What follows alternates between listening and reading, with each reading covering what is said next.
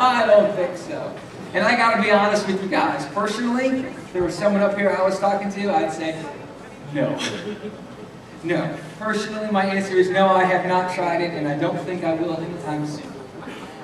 Why is that? I think maybe it's because I like to shy away from risk. And I don't like broken bones. I don't like the idea of somebody drilling into my femur, having to shove a pole down my leg, and be in rehab for months or years.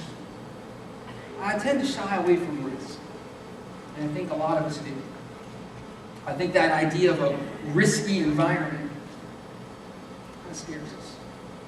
Today we're going to talk about that idea of risk and what the Bible says about risk.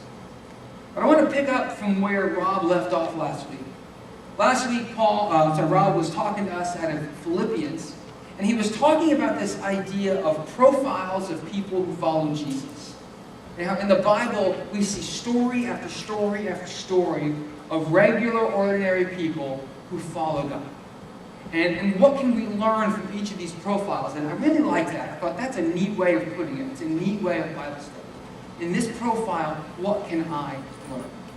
And the profile that Rob talked about last week was this guy named Epaphroditus.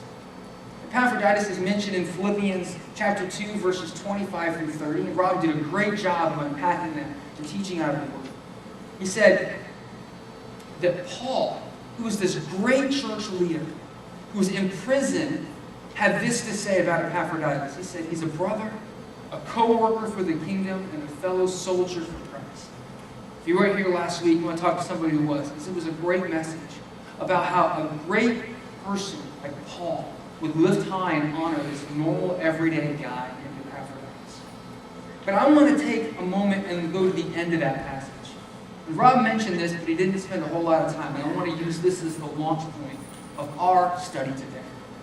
Philippians 2, verse 30, and speaking about Epaphroditus, this regular, ordinary guy, not a pastor, not this huge leader, didn't write a book of the Bible. He's just a regular, ordinary guy. He's a follower of Jesus Christ. And this is what he said in verse 30. For he risked his life for the work of Christ. And he was at the point of death while doing for me what you couldn't do from far away. Look at those first 10 words. Those first 10 words jumped off the screen at me when I saw them last week. Those first 10 words speak volumes to what it means to be a disciple of Christ. And I've been studying and I've been reading and I saw that and I said, boom, that's exactly where we need to start. So I want to read those first 10 words together with you. Will you read those words to me all the way through Christ? Ready? For he risked his life for the work of Christ. He risked his life for the work of Christ. He risked his life.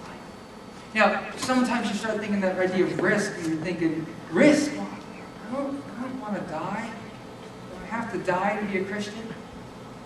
No. I'm not talking about death. I'm not talking about going to the gallows or going to the stake. Although for some Christians, that's what it's meant. It's not as much about giving your death as it means giving your life. What is our life? Our life is every day. Our family, our work, our school, our friendships, our possessions, our life. Epaphroditus risked his life. And that idea of risk just resonates with me. Because over and over and over again, I've been reading in the Word, and this just keeps coming up. This idea of risk isn't something that I think sounds real applicable to me, to a lot of people I know. Because when you read the first century church, the people who knew Jesus, and the people who knew the people who knew Jesus, people who were following him, these were risky people.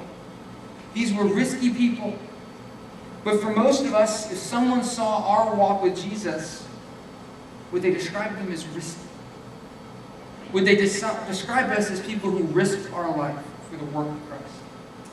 I think 21st century Christians, especially 21st century American Christians, tend to value what is safe, tend to value what is comfortable, not always what is risky. And that's been a challenge for me. It's been a challenge for me as I've been thinking about, okay, do I want what is safe? Do I want what is risky for the work of Christ? It's been challenging me.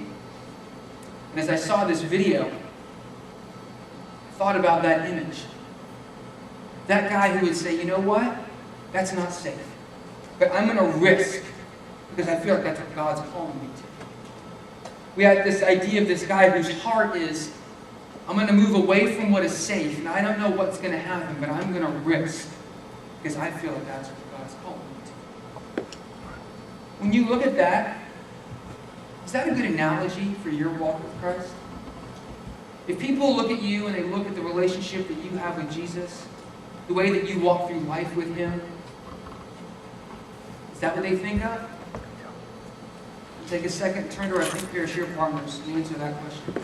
How closely does this writer's approach to bulls mirror your walk in life with Jesus?